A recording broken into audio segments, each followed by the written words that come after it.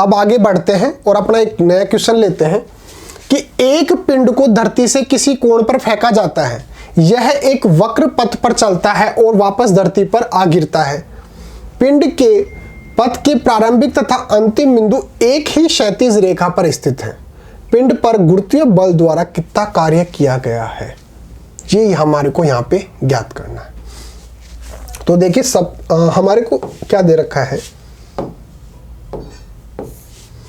कोई यहाँ पर ये इस प्रकार से हमारी पृथ्वी है, कोई यहाँ से कोई वस्तु जो है, ये वस्तु है, इसको यहाँ से फेंका गया इस प्रकार से और ये वापस यहीं पर आकर गिर गई।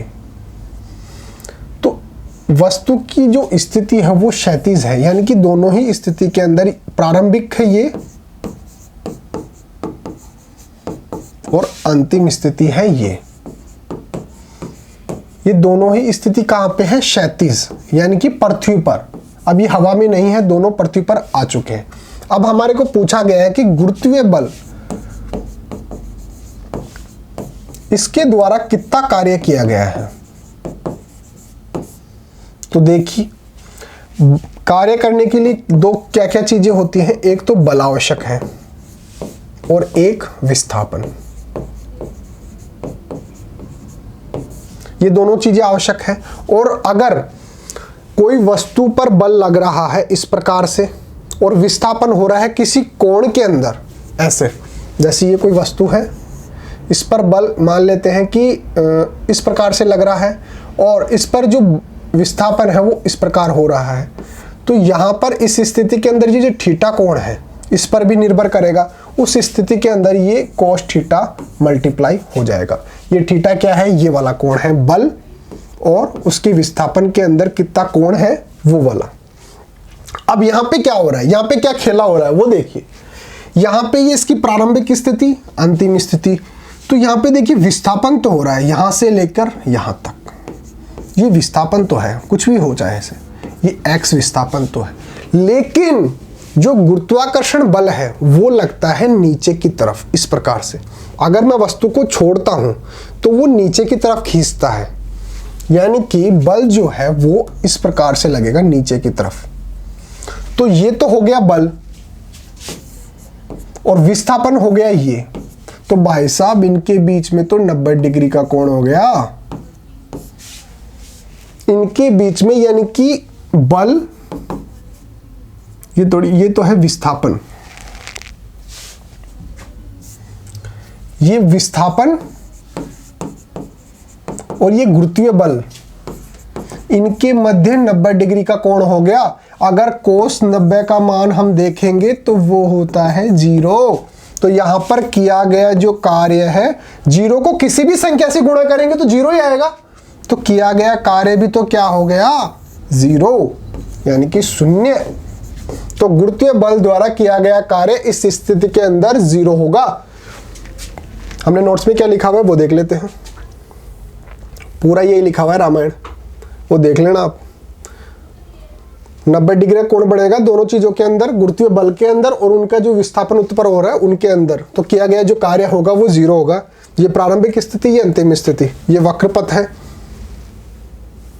एक बैटरी बल्ब जलाती है, इस प्रक्रम में होने वाले ऊर्जा परिवर्तनों का वर्णन कीजिए। कोई भी जो बैटरी होती है उसके अंदर केमिकल्स होते हैं, यानी कि रसायन होते हैं। ये रसायन रासायनिक ऊर्जा बनाते हैं और उस रासायनिक ऊर्जा के कारण उस ऊर्जा से कई प्रकार के उपकरण चलते हैं। जैसे बैटरी जो होती है उसके अंदर केमिकल्स होते हैं, रसायन होते हैं, उनसे जो ऊर्जा बनती है उनको बोलते हैं रासायनिक ऊर्जा। और उससे कई प्रकार के उपकरण चलते हैं, और उपकरण किस पर चलते हैं, विद्युत पर चलते हैं। उनको चलने के लिए क्या चाहिए, विद्युत चाहिए। यानी कि जो रासायनिक ऊर्जा है वो किस में बदल रही है, विद्युत ऊर्जा के अंदर। पहले क्या थे, पहले थे रसायन, वो किस में बदले, रासायनिक ऊर्जा में। और रासायनिक ऊर्जा फिर किस में बदली, वो बदली विद्युत ऊर्जा के अंदर। तो देखिए बैटरी में उपयोग किए जाने वाले रासायनिक पदार्थों की रासायनिक ऊर्जा का सबसे पहले विद्युत ऊर्जा के अंदर रूपांतरण होता है। बल्ब जलने पर विद्युत ऊर्जा का प्रकाश ऊर्जा में परिवर्तन होता है। अब यहाँ से ये विद्युत जो अगर बल्ब को मिल रही है उसके बाद वो किस में बदल रहा है, प्रकाश ऊर्जा के अंदर। तो यहाँ पे क्या हो रहा है, पहले बैटरी में केमिकल्स थे वो रसायन ऊर्जा में बदले, रसायन ऊर्जा विद्युत ऊर्जा में बदली, विद्युत ऊर्जा प्रकाश ऊर्जा में बदली। ये खेला यहाँ पर हो रहा है। कब हो रहा है, जब किसी भी बैटरी से बल्ब जलाया जाता है। तो 20 किलोग्राम द्रव्यमान पर लगने वाला कोई बल इसके वेग को 5 मीटर प्रति सेकंड से 2 मीटर प्रति सेकंड में परिवर्तन कर देता है, बल द्वारा किया गया कार्य। सबसे पहले तो ये चीज समझ लो कि 5 मीटर प्रति सेकंड से कोई चीज चल रही थी, कोई गाड़ी चल रही थी, उसको आपने बल लगाकर 2 मीटर प्रति सेकंड कर दिया। इसका मतलब आप जो काम कर रहे हैं वो उसके विपरीत दिशा में कर रहे हैं। अगर कोई गाड़ी चल रही है 5 मीटर की स्पीड से, आपने उसको ले आए 2 मीटर के, यानी कि आप उसके विपरीत दिशा के अंदर बल लगा रहे हैं। पहली चीज तो आप ये समझ लो, किया गया जो कार्य होता है। और इस स्थिति के अंदर क्या होगा, गाड़ी जो है 5 मीटर की सेकंड से स्पीड से चल रही थी, आपने 2 मीटर की स्पीड में ले आए। तो जो अगर वस्तु गतिशील होती है तो उसके अंदर ऊर्जा कौन सी होती है, गतिज ऊर्जा होती है। तो हम यहां पर देखेंगे कि उसके अंदर गतिज ऊर्जा है और गतिज ऊर्जा के अंदर परिवर्तन हो रहा है। पहले उसमें कितनी गतिज ऊर्जा थी और बाद में कितनी गतिज ऊर्जा हो गई। तो पहले वाली कैलकुलेट करेंगे, फिर बाद वाली कैलकुलेट करेंगे और दोनों को माइनस कर देंगे। तो पहली स्थिति के अंदर, ये स्थिति पहली है, इसके अंदर हाफ mv², इस स्थिति के अंदर हाफ, और इसका 20 किलोग्राम दे रखा है द्रव्यमान, और पहली स्थिति के अंदर 5², ये हो गया 10 और ये हो गया 25, यानी कि 250। ठीक है। दूसरी स्थिति के अंदर क्या होगा, 2 मीटर हो गया उसका, ये हो गया 20 गुणा 2 का स्क्वायर, ये 10, ये हो गया 4, यानी कि 40। तो देखिए यहां पे देख लीजिए,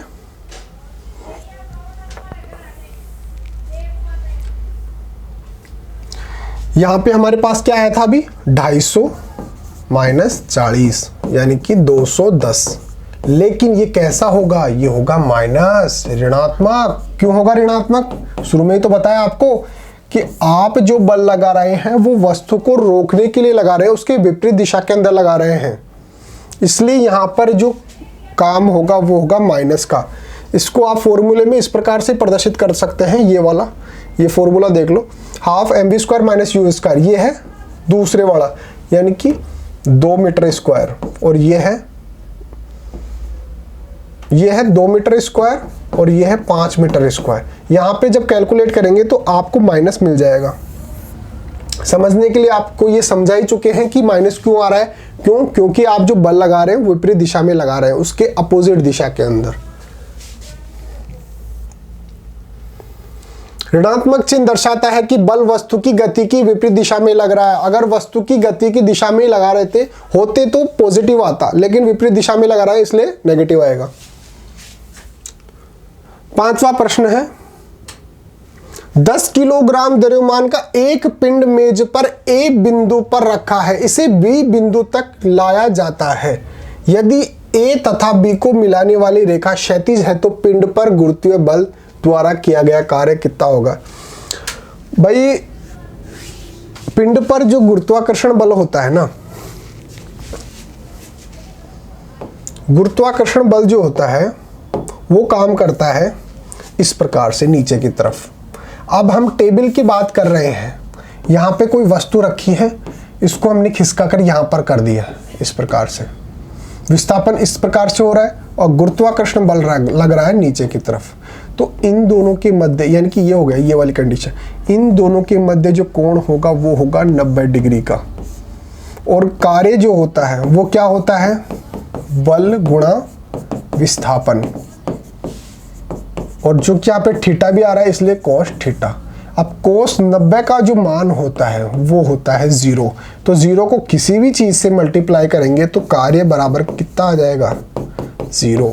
यानी कि गुरुत्वीय बल के कारण यहाँ पर कोई कार्य नहीं किया गया। हाँ, हमारे को पूछता है कि यहाँ पर कोई बल F लग रहा है, उसके कारण यहाँ पर विस्थापन हुआ है, तब जाकर इस पर कार्य होगा। लेकिन गुरुत्वीय बल जो होता है वो ऐसे लगता है नीचे की तरफ, इसके द्वारा कोई कार्य नहीं किया गया है।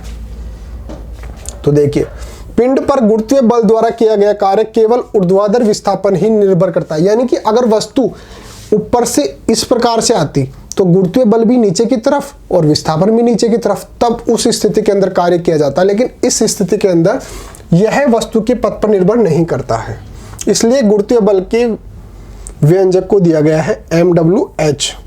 और यहाँ पर h का मान हमारे को 0 दे रखा है। क्यों? क्योंकि यहाँ पर अगर कोई हाइट से यानी कि ऊंचाई से कोई वस्तु नीचे आती, उस स्थिति के अंदर अगर हमारे को पूछता कि बताओ किया गया कार्य कितना है, तब हम बोलते, तब हम यहां से निकालते m,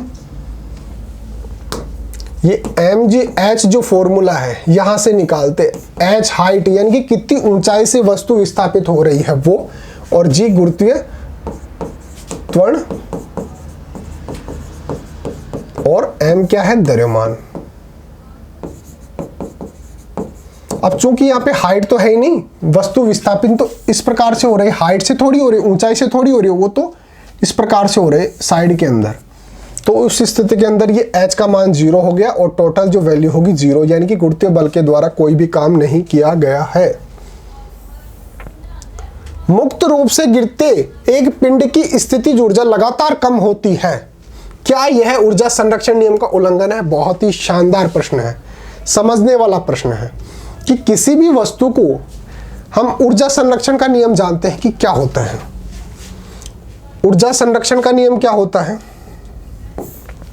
ऊर्जा संरक्षण का नियम होता है कि ऊर्जा जो होती है उसको ना तो बनाया जा सकता है और ना ही उसको नष्ट किया जा सकता है। ऊर्जा केवल एक वस्तु से दूसरी वस्तु में स्थानांतरित होती है या एक रूप से दूसरे रूप में रूपांतरित होती है, लेकिन उसको बनाना या फिर नष्ट करना संभव नहीं।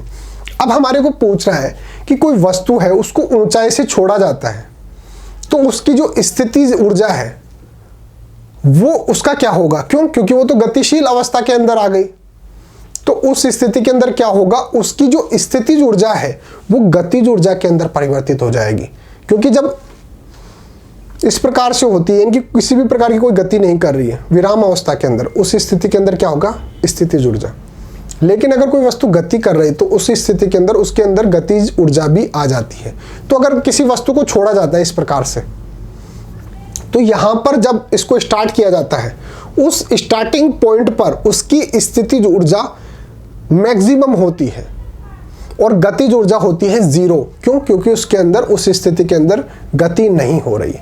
लेकिन जैसे ही उसको छोड़ा जाता है तो उसकी जो स्थितिज ऊर्जा है वो तो कम होती जाती है, और जितनी कम होती है वो गतिज ऊर्जा में परिवर्तित हो जाती है। और जब लास्ट मोमेंट पर पहुंचता है, मान लेते हैं कि सरफेस को टच कर दिया या फिर करने वाली है जस्ट, उस स्थिति के अंदर गतिज जो ऊर्जा है वो तो होगी मैक्सिमम और स्थिति जो ऊर्जा है वो होगी 0। तो मैक्सिमम स्थिति पर क्या होगी? स्थितिज ऊर्जा सर्वाधिक, गतिज ऊर्जा 0। लेकिन जब वो सरफेस को टच कर देगा, पहुंच जाएगा नीचे, उस स्थिति की गतिज ऊर्जा तो सर्वाधिक, पूरी जो स्थितिज ऊर्जा थी वो गतिज ऊर्जा के अंदर परिवर्तित हो गई और जो स्थितिज ऊर्जा थी वो 0 हो गई। क्यों? क्योंकि पूरी स्थितिज ऊर्जा गतिज ऊर्जा के अंदर परिवर्तित हो गई। तो हमने क्या लिखा हुआ है?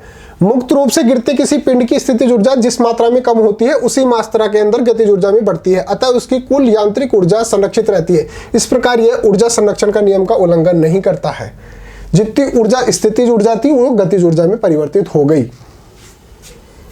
यांत्रिक ऊर्जा इज इक्वल टू स्थितिज ऊर्जा प्लस गतिज ऊर्जा।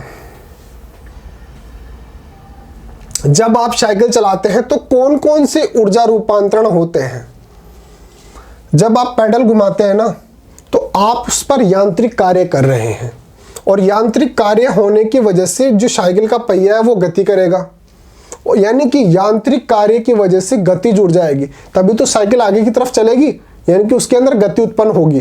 तो आपकी जो यांत्रिक ऊर्जा जो है उसकी वजह से उसमें गतिज ऊर्जा बन गई। इस गतिज ऊर्जा का कुल भाग सड़क के द्वारा साइकिल के टायरों पर किया गया घर्षण बल का सामना करने भी व्यय होता है। अब उसके अंदर जो गति हो रही है उसके विपरीत दिशा के अंदर जो घर्षण बल होता है, जो सड़क के द्वारा लगाया जाता है, वो उसको रोकने का प्रयास करता है। यानी कि उसको रोकने के अंदर उसके जो घर्षण बल है उसमें भी कुछ जो कार्य है या उसकी जो ऊर्जा है वो खर्च हो जाएगी। किसकी? साइकिल की। उसकी जो गतिज ऊर्जा है ना उसके अंदर थोड़ी बहुत खर्च हो जाएगी। और अब जो उसके टायर है यहाँ पे घर्षण उत्पन्न हो रहा है, इस घर्षण के कारण क्या होगा? वो गर्म हो जाएंगे। गर्म यानी कि उसके अंदर अब साइकिल के जो टायर है उसके अंदर उसमें ऊर्जा उत्पन्न हो जाती है। तो इस प्रकार से यांत्रिक ऊर्जा से क्या हुआ? यांत्रिक ऊर्जा से हुआ गतिज ऊर्जा में। गतिज ऊर्जा के विपरीत घर्षण बल लग रहा है। घर्षण के कारण टायरों के अंदर क्या हुआ? ऊष्मा उत्पन्न हुई, यानी कि ऊष्मीय ऊर्जा उत्पन्न हो रही है। तो ये पूरा खेला यहाँ पे चल रहा है।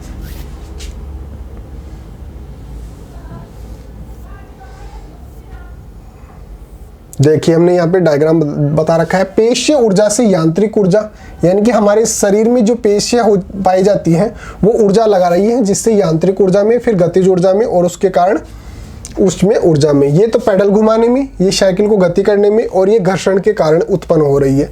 यही कारण होता है कि गर्मियों के दिनों के अंदर ज़्यादा पंचर होते हैं टायर। क्यों? क्योंकि उस स्थिति के अंदर एक तो घर्षण के कारण ऊष्मा उत्पन्न हो रही है, एक गर्मी के कारण ऊष्मा उत्पन्न हो रही है। तो जो टायर होते हैं उनके अंदर ज़्यादा ऊष्मा के कारण वो उनमें फटने का डर होता है। जब आप अपनी सारी शक्ति लगाकर एक बड़ी चट्टान को धकेलना चाहते हैं और उसे हिलाने में असफल हो जाते हैं तो इस अवस्था में ऊर्जा का स्थानांतरण होता है। आपके द्वारा व्यय की गई ऊर्जा कहाँ चली जाती है? ये बहुत ही शानदार प्रश्न है। हम बात करते हैं कि ऊर्जा जो होती है वो एक चीज़ से दूसरी चीज़ में ट्रांसफ़र होती है, लेकिन जब हम बहुत बड़ी चट्टान को हिलाने का प्रयास करते हैं तो हमारे द्वारा नहीं हिलाई जाती है, वो गिर नहीं पाती है। क्यों? क्योंकि वो बहुत ही भारी होती है। लेकिन उस स्थिति के अंदर आप थक जाते हैं तो आपकी जो एनर्जी है वो कहाँ चली जाती है? ये प्रश्न ऐसे पूछ रहा है। तो देखिए, जब हम अपनी पूरी शक्ति से विशाल चट्टान को धकेलने पर नहीं खिसका पाते हैं तो ऊर्जा का हस्तांतरण नहीं होता है। आपकी जो ऊर्जा है वो उस चट्टान में नहीं गई है, तो फिर कहाँ गई है वो देखते हैं। हम चट्टान को धकेलते हैं तो हमारी पेशियां तन जाती हैं, यानी कि हमारे हाथों पर जोर आता है तथा इन पेशियों की ओर रक्त बहुत तेजी से विस्थापित होता है। और इसके कारण क्या होता है? हमारे जो हाथ होते हैं, हमारी जो पेशियां हैं वो तन जाती है, उसकी वजह से जो रक्त है वो तेजी से विस्थापित होता है। इन परिवर्तनों में ऊर्जा खपत होती है, यानी कि हमारी जो एनर्जी है वो हमारे ही शरीर द्वारा उपयोग की जा रही है और उसकी वजह से हम थक रहे हैं। हाँ, हमारी एनर्जी उस पत्थर में ट्रांसफर नहीं हो रही है, हमारी ही शरीर के अंदर ऐसी क्रियाएं हो रहे हैं जिसकी वजह से क्या हो रहा है? हम थक रहे हैं।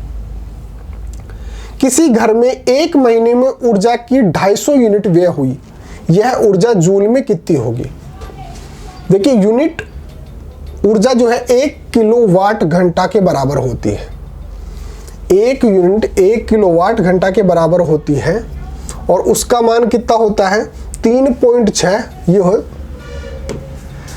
3.6 गुणा 10 की पावर 6 जूल, ये इसके बराबर होती है। अब हमारे को पूछ रहा है कि 250 यूनिट किसके बराबर होंगी? तो 250 गुणा 3.6 10 की पावर 6, तो इस प्रकार से 9 गुणा 10 की पावर 8 जूल। ये नोट्स में सही कर लेना आप, ये पावर में है, 10 की पावर 8 है, यहाँ पे 10 की पावर 6 है और यहाँ पर 10 की पावर 6 है, यहाँ पर भी 10 की पावर 6 है।